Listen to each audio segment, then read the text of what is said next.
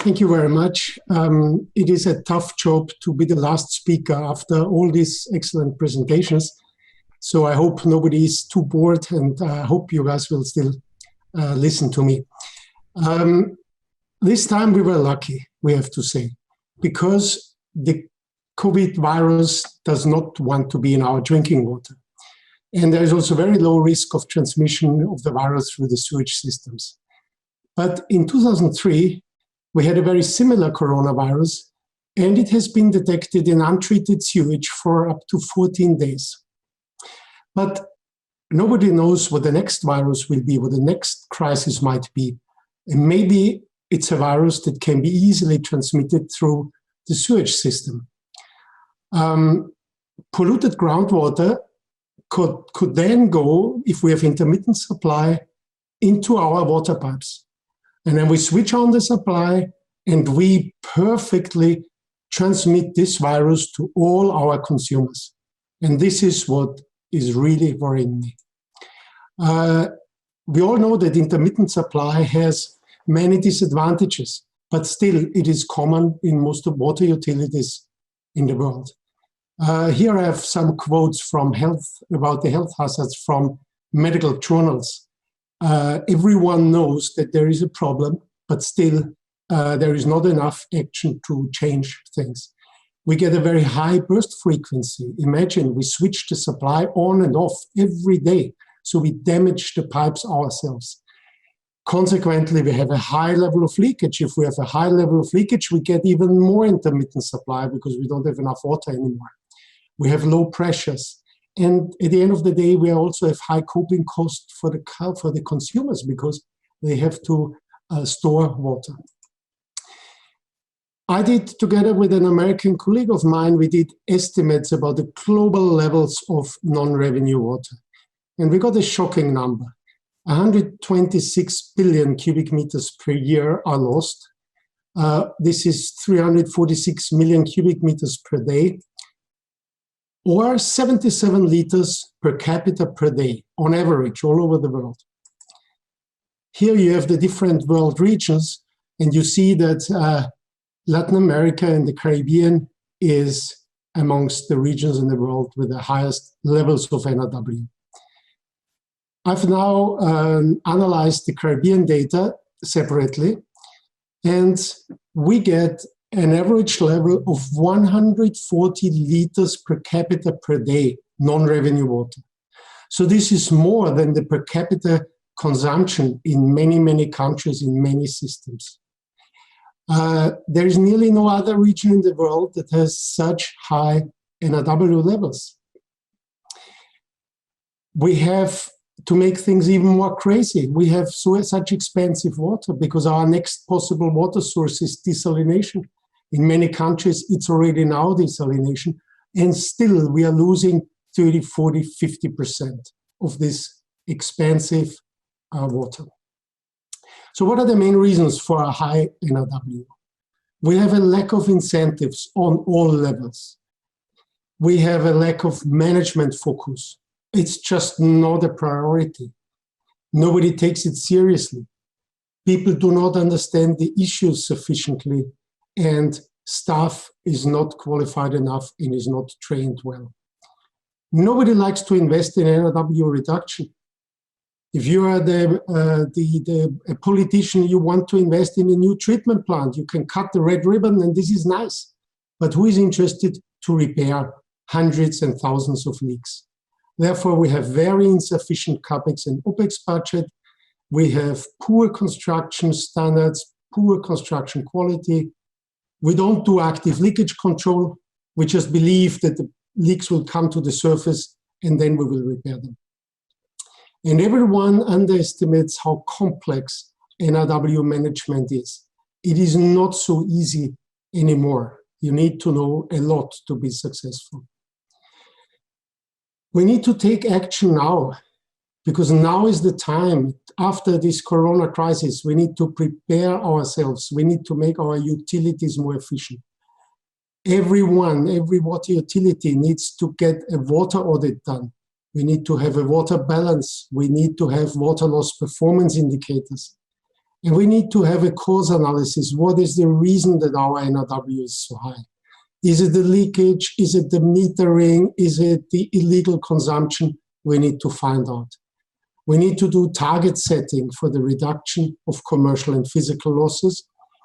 We need to develop the NRW management strategy, do cost estimates, and then we need to determine how to finance it and how to implement such a project.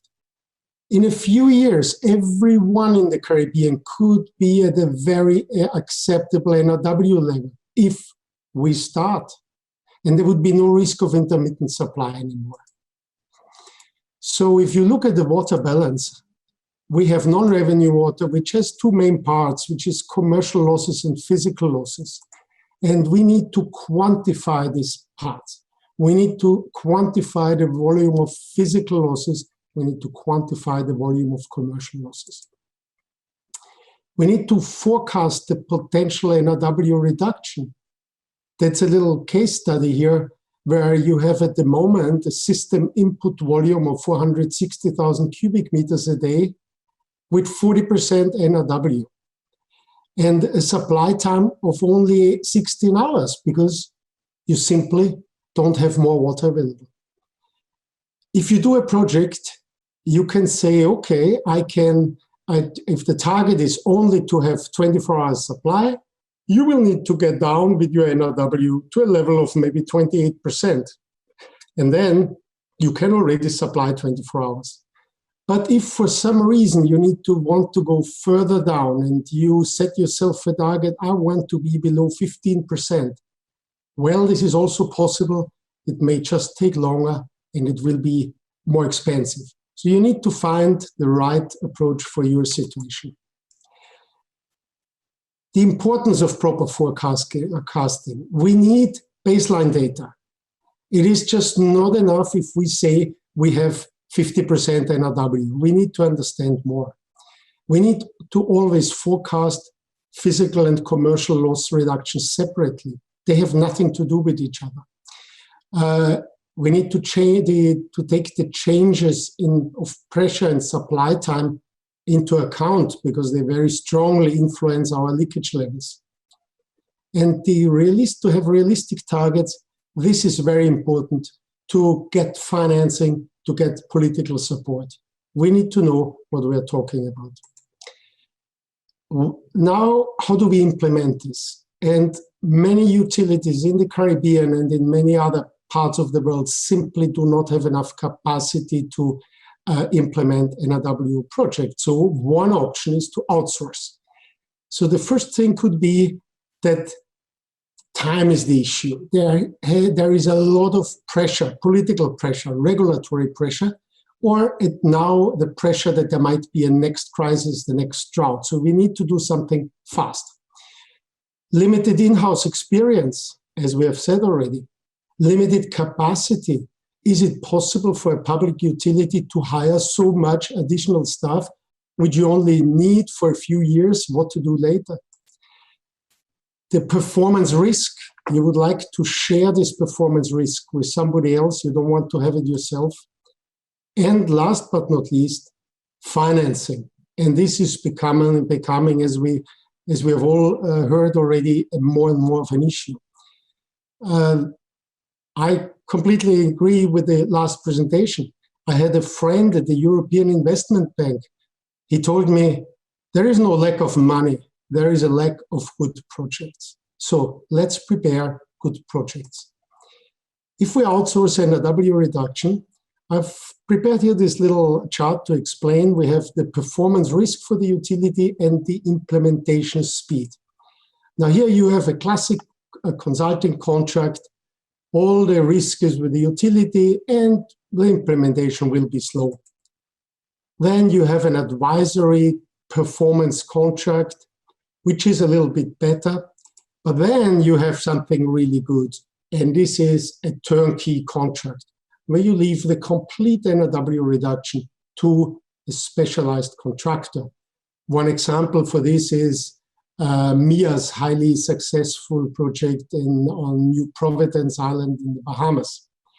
And then there is also a kind of a strange animal, which is a project in Jamaica, in Kingston, Jamaica, where it's a co-management approach where the private sector has to work with the staff of the utility. This, as you can imagine, is not always easy, and you have to deal with the unions, and you have to deal with the work ethics, and so it's a possible approach, but definitely a turnkey contract is a better thing. What are the 9 steps to a successful NRW performance-based contract? So first, the water audit, or we also call it rapid NRW assessment. We need to determine the project area if it's not the whole system, if it's not the whole utility. The scope of work, are we talking about leakage reduction? Are we talking about reduction of commercial losses, or are we talking about NRW reduction at large? We need to select the implementation model, prepare our forecasts. We need to value physical and commercial losses properly. So we need to understand the economics of everything. We need realistic cost estimates. NRW reduction does not come for free. There is a lot of upfront funding always required. And now at the end here, if you look at this very old cartoon from the World Bank, where only the T-boy knows what to do, and this slide is very, very applicable for the situation in the Caribbean. Thank you.